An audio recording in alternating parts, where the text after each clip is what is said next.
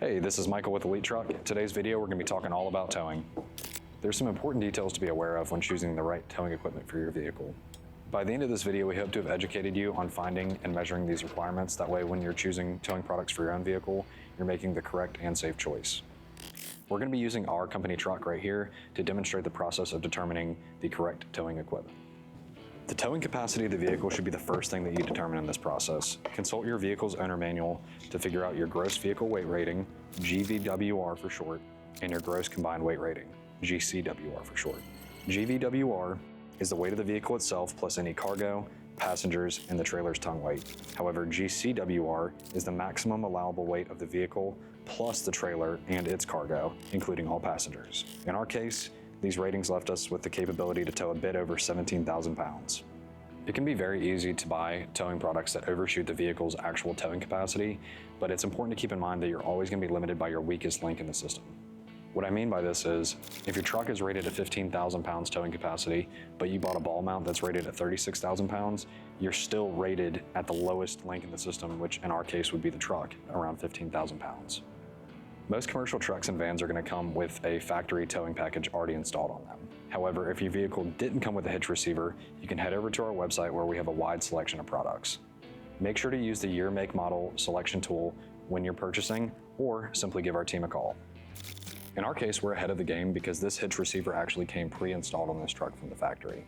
The receiver that we have here is actually a heavy-duty model because it's an F250. It comes with a 2.5-inch shank, and if you're wondering how to measure for the shank size on your own truck, you simply just take a tape measure and put it across the inside right here, and you can see it was right at 2.5 inches.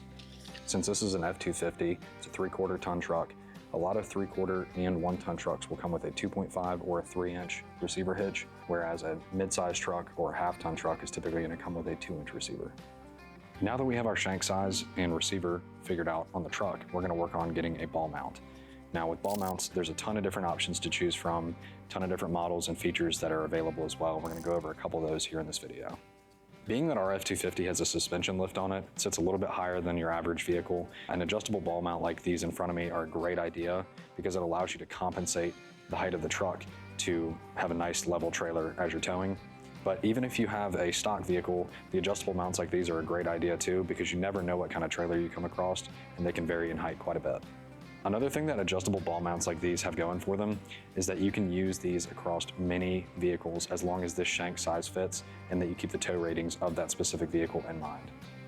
If you plan to use a single ball mount across multiple vehicles, with some vehicles having a 2-inch shank and others having a 2.5-inch shank, you're going to need a sleeve like we have right here, which adapts a 2-inch shank ball mount to be used within a 2.5-inch receiver. As I mentioned, ball mounts can come in a ton of different varieties, and I wanted to touch on a couple different models before we move on in the video. These three right here in front of me are all from Bulletproof, which is a new brand to our website. They offer a very high quality adjustable ball mount, so definitely consider them if you're looking for something heavy duty.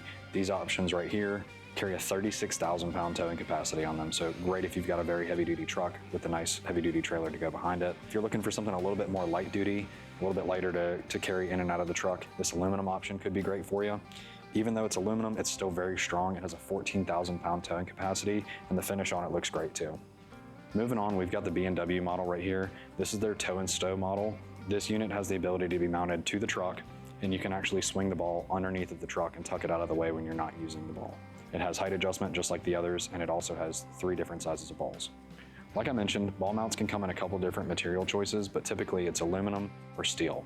Steel is going to be the option when you need the maximum amount of strength, and aluminum would be great for if you're in a salt-heavy environment and you're worried about corrosion, or if you simply want a lighter duty unit.